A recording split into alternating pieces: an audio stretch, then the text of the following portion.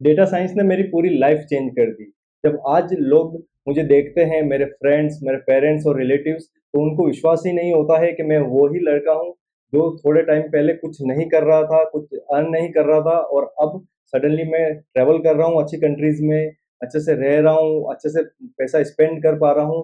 तो ये सब मैंने इतना जल्दी कैसे किया, मैं आपको इस वीडियो में बताऊंगा कि मैंने किस तरीके से इन चीज़ों को सीखा, किस तरीके से मैंने लर्निंग स्टार्ट करी और मैंने ऐसा क्या किया कि मैं आज एक अपना करियर लॉ से डेटा साइंस में स्विच कर पाया। और डोंट वरी, इस वीडियो में मैं किसी कोर्स के बारे में नहीं बताऊंगा क्योंकि उसके लिए मैंने पहले से ही बहुत सारी वीडियोस बना रखी है, तो आप उन वीडियोस को देख सकते हो।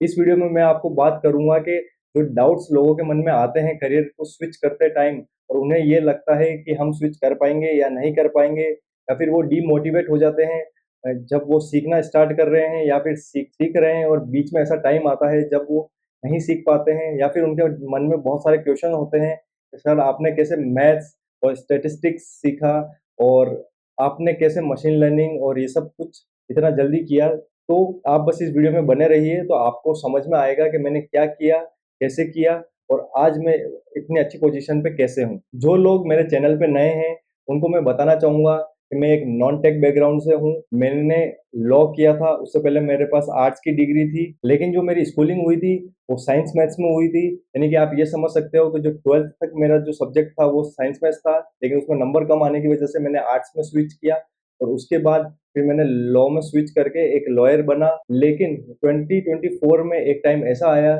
जब मैंने डिसाइड किया कि नहीं, मुझे ये अपना जो करियर है वो कंटिन्यू नहीं करना है और मुझे कुछ ऐसा करना है जहाँ पर मुझे मेरी इस उम्र में अच्छा पैसा कमा सकूँ, अच्छे से ट्रैवल कर सकूँ। क्योंकि जब भी मैं कोई फ़ोन पे या फिर यूट्यूब पे वीडियोस देखता हूँ तो लोग एक अच्छी लाइफ जी रहे होते हैं, ट्रैवल कर रहे होते हैं, तो मुझे भी कुछ वैसी ही लाइफ चाहिए थी। मुझे वो लॉन्ग टर्म करियर नहीं चाहिए था। ऐसा नहीं है कि मैं लॉ में करियर नहीं बना सकता था, लेकिन उसमें बहुत ज़्यादा टाइम लगता, एज लगती और जब तक मेरे पास पैसा आता उस समय तक मेरे पास मेरी ये एज नहीं होती जहाँ पर मैं अच्छे से हाई रिस्क ट्रैवल कर सकता हूँ, एक्टिविटीज कर सकता हूँ। तो उस टाइम मैंने अपने करियर को स्विच करने का सोचा, लेकिन वो इतना भी आसान नहीं था क्योंकि मैं एक हिंदी मीडियम से आता हूँ। मेरी जो पूरी स्कूलिंग है वो हिंदी मीडियम से हुई है, लेकिन मेरा जो लॉ और मेरा जो आर्ट्स का जो डिग्री है वो पूरा मैंने इंग्लिश में किया है। तो इतना आसान नहीं होता है, लेकिन जब आप स्विच करने का सोचते हो लाइफ में कुछ करने का तो आपको स्टेप्स लेने होते हैं। तो उसी समय जब मैंने 12th कंप्लीट की उसके बाद मैंने इंग्लिश कोर्स और इंग्लिश क्लासेस ज्वाइन की जहाँ पर मैंने इंग्लिश सीखना स्टार्ट किया। लेकिन मेरी इंग्लिश तब भी इतनी बेटर नहीं थी, तो उसके लिए मैंने बहुत सारे फ्रेंड्स बनाए अलग अलग कंट्रीज में ऑनलाइन, जिनके साथ मैं कन्वर्सेशन कर सकता हूँ, बात कर सकता हूँ, जिससे मेरी इंग्लिश बेटर होती गई टाइम से टाइम। और मुझे ये नहीं पता था उस समय कि मैं इस इंग्लिश का यूज़ डेटा साइंस में करूँगा, लेकिन मैंने उस इंग्लिश से मेरे जो आर्ट्स की डिग्री थी और जो लॉ की डिग्री थी वो कंप्लीट करी और वो करने में मुझे बहुत आसानी हुई और आज मैं अच्छे से इंग्लिश में बात कर पाता हूँ अपनी टीम के साथ। आज मैंने इंटरव्यू क्लियर्स किए हुए हैं बहुत सारे और इसी तरीके से मुझे जॉब मिली है। और इंटरनेशनल जॉब अगर आपको चाहिए तो उसके लिए आपको इंग्लिश आना बहुत ज़रूरी है, लेकिन वो आप कहीं से भी सीख सकते हो। लेकिन आपको उसके लिए पूरा टाइम देना होगा। आप यूट्यूब पे फ्री में सीख सकते हो, फिर आप ऑनलाइन फ्रेंड्स बनाइए या फिर आप अपने दोस्तों से इंग्लिश में बात कीजिए, तो इस तरीके से आप अपनी इंग्लिश को बेटर कर सकते हो। लेकिन बहुत सारे लोग मुझसे ये पूछते हैं कि मैंने डेटा साइंटिस्ट बनने का क्यों सोचा, वेब डेवलपमेंट और सॉफ्टवेयर इंजीनियर का क्यों नहीं। तो मैं एक बात बताऊंगा कि जब मैंने डेटा साइंटिस्ट बनने का सोचा 2024 में सितंबर के आसपास, तब मेरी एज ऑलरेडी 26 के आसपास हो गई थी। और अगर आप 20s में, 21 में या फिर आप 20 से नीचे हो या 22 के आसपास हो, तो उन लोगों के पास बहुत ज़्यादा टाइम है चीज़ें सीखने का। वो वेब डेवलपमेंट सीख सकते हैं क्योंकि उसके लिए जो उनको लैंग्वेज चाहिए होती है वो जावास्क्रिप्ट, सी प्लस प्लस और सी, तो उसमें वो टाइम दे सकते हैं। लेकिन मेरी एज वैसे ही 26 हो गई थी और अगर मैं जावास्क्रिप्ट और ये सब सीखने में टाइम लगा था तो उसमें मेरे 3-4 साल और ऊपर चले जाते और तब तक जॉब्स मिलती या नहीं मिलती उसकी कोई गारंटी नहीं होती। तो अगर जो लोग 25 से 30 के बीच में हैं उनको मैं यही कहूँगा कि अभी जो आप डेटा का बूम देख रहे हो, हर जगह डेटा बहुत ज़्यादा हो गया है, एआई ज़्यादा हो गया है, तो आपको करियर अपना डेटा साइंस, डेटा इंजीनियर या डेटा एनालिस्ट में स्विच करना चाहिए।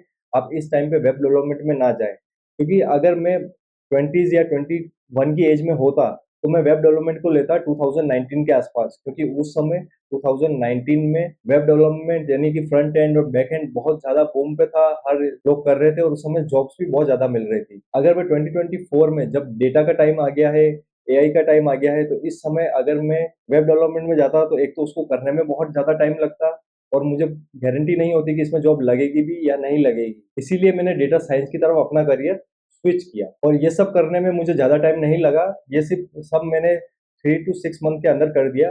अगर डेटा साइंस सीखने की बात है तो अगर आप अच्छे से टाइम दोगे तो आप 3 मंथ 4 मंथ के आसपास सीख जाओगे और 2-3 मंथ आपको इंटरव्यू प्रिपरेशन और अप्लाई करने में लग जाएगा। तो जब 2024 में मैंने स्विच करने का सोचा तो मैंने बहुत सारी चीज़ों को ट्राई किया और उसके बाद मैंने कुछ कोर्सेज़ बाय किए और वहाँ से मैंने उन चीज़ों को लर्न करना स्टार्ट किया। लेकिन आपको थोड़ा सैक्रिफाइस देना पड़ेगा, क्योंकि जब मैंने स्विच करने का सोचा था तो मैंने सब चीज़ों को साइड में कर दिया। ना मैं वेब सीरीज़ देखता था, मूवीज़ देखता था, ना मैं यूट्यूब इतना देखता था, सिर्फ़ अपनी लर्निंग पे फ़ोकस किया और मैंने जो 8 से 10 आवर्स इस पूरे दिन के मैंने सिर्फ़ लर्निंग को दिए। अगर आप उतना टाइम अपनी लर्निंग को नहीं दे सकते हो तो आप 2 घंटे या 3 घंटे से स्टार्ट कीजिए और जैसे-जैसे आप कंफर्टेबल होते जाएँगे वैसे-वैसे आप उसको एक्स्ट्रा टाइम दीजिए। और जब मैंने कोडिंग करना सीखना स्टार्ट किया तो मैंने पाइथन से स्टार्ट किया, क्योंकि डेटा साइंस के लिए उसकी लाइब्रेरीज़ और पाइथन बहुत इम्पोर्टेंट है और ईज़ी टू लर्न लैंग्वेज है और बिगिनर्स स्टार्ट कर सकते हैं।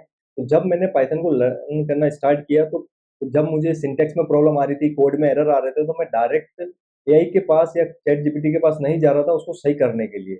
मैंने डीबग अपने आप से किया, बहुत ज़्यादा टाइम लगता था। 1-1 घंटे के लेक्चर करने के लिए मुझे 5 घंटे या 6 घंटे लग जाते थे, लेकिन मैं उसको खुद करता था। तो उससे क्या हुआ, जो मेरी फाउंडेशन थी कोडिंग की वो बहुत अच्छी हुई। तो अब अगर मैं एआई टूल्स का यूज़ करता हूँ मेरी कोडिंग में, तो जहाँ मेरे को कोड लिखने में 1 घंटा लगता है, 2 घंटा लगता है, वहाँ मैं 20-30 मिनट में लिख देता हूँ। लेकिन उस कोड को सही करना, उस कोड में चेंजेस करना, उसको डीबग करना, उसमें लॉजिक डालना, वो सब काम मुझे खुद करना पड़ता है, क्रिटिकल थिंकिंग। बस कोड जल्दी लिखने के लिए मैं टूल्स का यूज़ कर सकता हूँ। लेकिन अगर आपको अपने आप से कोड लिखना नहीं आता है और अगर आप सिर्फ़ एआई का यूज़ करते हो, तो आप उस कोड को सही से लिख नहीं पाओगे, आपको बहुत प्रॉब्लम आएगी, आप इंटरव्यू क्लियर नहीं कर पाओगे और आपको वर्क करने में भी बहुत प्रॉब्लम आएगी। कि जिसको अच्छे से कोडिंग और डेटा साइंस आता है, वो अगर एआई टूल्स का यूज़ करेगा, तो उसको बेनिफिट करेंगे टाइम बचाने में। लेकिन जो लोग लर्निंग कर रहे हैं और उस लर्निंग फेज़ में अगर एआई का यूज़ बहुत ज़्यादा कर रहे हैं, तो वो लोग अच्छे से कोडिंग नहीं सीख पाएँगे, क्योंकि इंटरव्यूज़ में और रियल वर्क में आपको वहाँ पर इतना बेनिफिट नहीं मिलेगा कि आप आपकी जब मर्ज़ी करे तब आप क्लाउड या फिर आप चैट जीपीटी यूज़ कर लो। वहाँ पर आपको अपने आप से चीज़ें करके दिखानी होती है। तो अगर मेरा एक सजेशन आप मानेंगे कि आप अगर कोडिंग सीख रहे हैं, तो एआई पे इतना डिपेंड मत होइए। स्टार्टिंग में आपको प्रॉब्लम आएगी, जैसे मुझे आई थी, लेकिन आखिर में रिज़ल्ट बहुत अच्छे आएँगे। और उसके बाद जब मैंने स्किल्स सीख रहा था, तो मैंने एक चीज़ ऐसी ये की कि मैंने कनेक्शंस बनाना स्टार्ट किया, क्योंकि कनेक्शंस आपको लॉन्ग टर्म में बहुत हेल्प करेंगे। और दूसरा, आपको गिटहब पे अपना पोर्टफोलियो बनाना स्टार्ट करना पड़ेगा, क्योंकि विदाउट गिटहब आपको एचआर या फिर किसी के भी कॉल्स नहीं आएँगे और आपकी विजिबिलिटी भी कम होएगी, क्योंकि गिटहब आपका वर्क दिखाता है लोगों को। तो आप अपने गिटहब को बहुत ज़्यादा प्रेफ़रेंस दीजिए, उसको बहुत अच्छे से अपडेट कीजिए, उसपे अच्छे से प्रोजेक्ट अपलोड कीजिए और उसको आप अपना पोर्टफोलियो अच्छे से बनाइए। लेकिन एक टाइम ऐसा आएगा जब आप कुछ सीख रहे हो, आपको कुछ नहीं आ रहा है, तो आप अपने पे डाउट मत करिए, क्योंकि मुझे भी ऐसा डाउट बहुत बार हुआ था कि मैं कुछ कर पाऊँगा, नहीं कर पाऊँगा। तो वहाँ पर मुझे जो सपोर्ट मिला था, वो सपोर्ट एक बुक से मिला था, जो मेरे एक फ्रेंड ने मुझे गिफ्ट की थी। बहुत टाइम तक तो मैंने उसको पढ़ा नहीं था, क्योंकि मुझे लगा था कि ये बुक बहुत फालतू है और इसमें कुछ भी ऐसा नहीं है। लेकिन जब मैंने उसको इम्प्लीमेंट करना स्टार्ट किया अपनी लाइफ़ में, पॉज़िटिव होना स्टार्ट किया, नेगेटिव चीज़ों को दूर रखा और मुझे अपने आप से कहने लगा कि आई कैन डू इट, मैं सब कुछ कर सकता हूँ, ये चीज़ बहुत आसान है। तो लाइफ़ मेरी धीरे-धीरे ईज़ी होती गई और आज मैं सब चीज़ें देखता हूँ पीछे मुड़कर, तो जो डिसीज़न मैंने लिया था अपने करियर को स्विच करने का, वो बहुत सही लिया था। और जो उस बुक का नाम है वो है द सीक्रेट, और वो बुक ये है, और ये सबसे बेस्ट बुक है। अगर आप अपने आप को डिमोटिवेट फ़ील करते हो, आपको ऐसा लगता है कि आप कुछ कर नहीं पाओगे या फिर आपको कभी-कभी अपने आप पे डाउट आता है, तो इस बुक को आप अपने पास रखिए। आप इसकी पीडीएफ भी डाउनलोड कर सकते हैं या फिर आप इसकी फिज़िकल कॉपी भी मँगा सकते हैं। बिलीव करिए कि आपकी पूरी लाइफ़ चेंज हो जाएगी इस चीज़ से। मैं वही चीज़ें आपको बता रहा हूँ जो मैंने करी। दूसरा, लोगों के मन में डाउट आता है कि वो मैथ्स बैकग्राउंड से नहीं है, उनको स्टैटिस्टिक्स नहीं आते हैं। मेरा 12th तक साइंस और मैथ्स का ही बैकग्राउंड है, लेकिन उसके बावजूद जब आपका गैप बहुत ज़्यादा हो जाता है, जैसे मेरा 3 ईयर मेरा बीए आर्ट्स में था, जो इंग्लिश लिटरेचर में किया था मैंने, उसके बाद एलएलबी मैंने की, तो उसमें 6 ईयर का गैप था मेरे मैथ्स के बीच में। और जब आपको पता है, जब हम प्रैक्टिस नहीं करते हैं और मैथ्स से दूर रहते हैं तो हम नहीं कर पाते हैं। लेकिन जब मैंने डेटा साइंस सीखना स्टार्ट किया, उसमें जो मशीन लर्निंग का जो पार्ट आ रहा था, तो उसमें सबसे पहले मैथ्स का फॉर्मूले बताए जा रहे थे और उसमें जो सिखाया जा रहा था उसको आपको समझना होता है। बाकी की जो चीजें होती है वो आपको मैन्युअली नहीं करनी पड़ती है। उसके लिए आप कोडिंग का यूज करते हो और मॉडल डॉट फिट का यूज करते हो पाइथन में, तो वो ईज़ी हो जाता है। बस आपको मैथ्स पता होनी चाहिए कि किस जगह कौन-सी मैथ्स यूज़ होती है और किन चीज़ों का हमें यूज़ करना है। 2019 में जो web development, front end, back and और सब कुछ अलग-अलग जॉबें मिल रही थी, आज के टाइम 2026 में वो एक फुल स्टैक डेवलपर की जॉब बन गई है।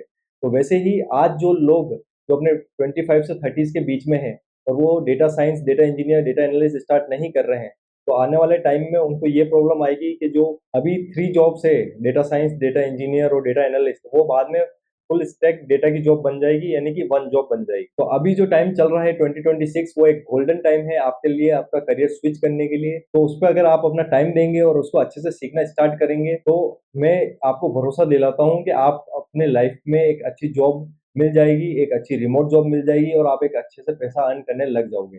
बस आप अपनी नेगेटिव चीज़ों को थोड़ा दूर रखिए और कभी आपको डाउट आए कि आप नहीं कर सकते हो, तो आप द सीक्रेट बुक को एक बार पढ़िए, तो आपको पता पड़ेगा कि ऐसा कुछ नहीं है इस दुनिया में जो आप नहीं कर सकते हो।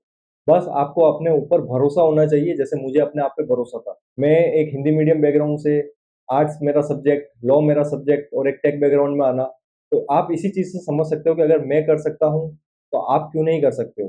बस आपको उस चीज़ के लिए टाइम देना पड़ेगा, जैसे मैंने दिया। मैंने अपना पूरा टाइम इसी चीज़ में लगाया है और जब आप ये चीज़ें सीख जाएँगे, तो आपको इंटरव्यू की प्रिपरेशन करना स्टार्ट करना होगा। डेटा साइंस सीखना एक अलग चीज़ है, इंटरव्यू बहुत अलग चीज़ है। इंटरव्यू में अगर आप सीक्वल सीखेंगे, सीक्वल में आपको जॉइन्स बहुत अच्छे से आने चाहिए और वेब स्क्रैपिंग डेटा साइंस का बहुत इंपॉर्टेंट पार्ट है। अगर आप डेटा साइंस सीख रहे हो और आपको वेब स्क्रैपिंग करना नहीं आता है, तो आपको अभी से स्टार्ट कर देना चाहिए वेब स्क्रैपिंग पे अपना टाइम देना, क्योंकि वेब स्क्रैपिंग सबसे इंपॉर्टेंट स्किल है डेटा साइंटिस्ट की। और उसके बाद आप दूसरी चीज़ों पे जा सकते हो, जैसे कि डेटा क्लीनिंग और मशीन लर्निंग मॉडल। अगर अभी तक आपने डेटा साइंस सीखना स्टार्ट नहीं किया है, तो उसको स्टार्ट कर दीजिए, क्योंकि ये जो टाइम चल रहा है, ये बेस्ट टाइम है। और बाद में अगर सिचुएशन चेंज होती है 2 साल, 3 साल बाद, तो आप अपने आप को बहुत पीछे महसूस करोगे कि आपने उस समय जब आपके पास टाइम था, तो आपने क्यों स्विच नहीं किया। मैंने एक डिसीजन लिया और मैंने उस पे स्टिक रहा और मैंने कर दिया। मैंने फ्यूचर का नहीं सोचा कि आगे मेरा क्या होगा, मैं कर पाऊँगा, नहीं कर पाऊँगा। जो आपके हाथ में अभी है, उसको आप करिए और डेफ़िनेटली आपकी चीज़ें हो जाएगी। और अगर आपसे नहीं होती है, तो आप मेरे से कॉन्टैक्ट कर सकते हो। मेरे लिंक आपको नीचे मिल जाएँगे, लिंक्डइन के, टॉपमेट के, इंस्टाग्राम लिंक, तो आप मुझसे बात कर सकते हो। आप उस चीज़ को समझ सकते हो, जिस चीज़ को मैंने प्रैक्टिकली किया है, मेरे एक्सपीरियंस। और जिससे आपको एक चीज़ का फ़ायदा ये होगा, जब मैंने स्टार्ट किया था तो मुझे गाइडेंस देने वाला कोई नहीं था, लेकिन आपके पास अगर आप कहीं फँसते हो, आपको कुछ नहीं आता है या आपको ऐसा लगता है कि मैं नहीं कर पाऊँगा, तो आपके पास मैं एक गाइड की तरह काम कर सकता हूँ, मैं आपको एक मेंटर की तरह काम कर सकता हूँ। तो आपके लिए तो और ज़्यादा चांस है इन चीज़ों को करने का। तो अगर आपको ये वीडियो पसंद आई, तो इस वीडियो को लाइक कीजिए, इस चैनल को सब्सक्राइब कीजिए और आपका कोई क्वेश्चन हो तो आप कमेंट कर सकते हो, मैं उसका रिप्लाई ज़रूर करूँगा। और अब इस चैनल पर रेगुलर्स वीडियो आएगी और मैं पूरी कोशिश करूँगा कि अच्छी से अच्छी कोडिंग की वीडियोज़, प्रोजेक्ट्स की वीडियो और डेटा साइंस की वीडियो लाने की कोशिश करूँ, ताकि आपको समझने में और आपको प्रैक्टिस करने में आसानी हो और आप उन चीज़ों को, उन प्रोजेक्ट्स को अपने गिटहब पे भी अपलोड कर सको। तो अब हम मिलते हैं हमारी नेक्स्ट वीडियो में।